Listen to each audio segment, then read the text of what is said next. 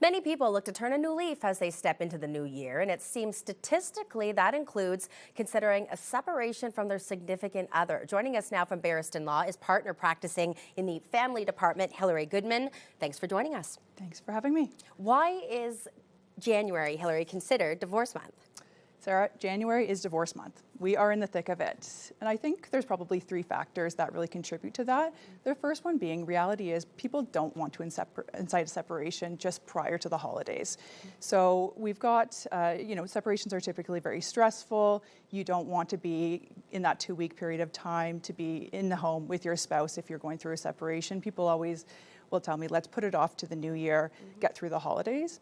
The second factor, I think, is reality is January 1st, people are doing a reset. They're reflecting on what the new year brings.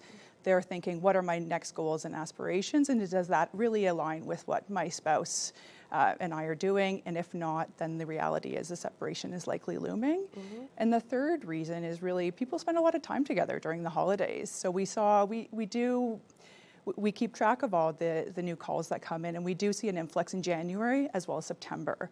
So that follows the Christmas break as well as the summer break because people spend a lot of time together during that period of time. And reality is you either make it or break it during that period of time. You either really like spending time with your spouse or you don't. If people are considering a separation, what's the first step? What should they be doing? So I think I'd be in trouble with other family lawyers if I didn't say that you have to make sure your actions and behavior for today will become evidence tomorrow. So you have to be really careful. Any messages, any text message, any emails, any communication with your spouse, that should be respectful because reality is that may be reviewed by a judge one day. But in reality, Sarah, the reality is people are going through a really difficult time and it's really, the emotions are very high and they sort of need to know that there is an end to this. They're going to be okay.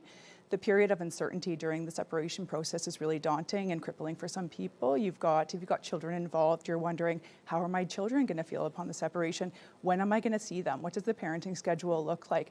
And then financially, you have considerations such as, we're currently maintaining one home. How are we then going to support 2 homes? How are we going to sell our family home in this market? Real considerations, and that stress is very crippling to most people. And I think they need to know, lean on your lawyer, lean on family and friends to get through this process, because you will. Do people ever come to you just to have a conversation, to ask questions, to open up that line of communication? All the time. Yeah, and I think it's wise. People need to know their rights and obligations. Having that knowledge is really powerful in my view. Having, knowing what your rights and obligations are upon separation. And I think the second piece of that is building a rapport with a lawyer. So your relationship with a family lawyer is not transactional. It's a very personal relationship. You're talking about, very intimate details of your relationship. You're trusting them with, your children.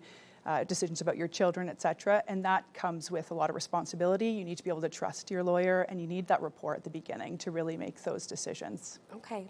A lot of good information there, Hilary. Really appreciate you coming into the CTV studio. Thanks for having me, Sarah. Yeah, we've been speaking with Hilary Goodman from Barriston Law. Let's go ahead and pull up the website because this will be online, ctvnews.ca/Barrie.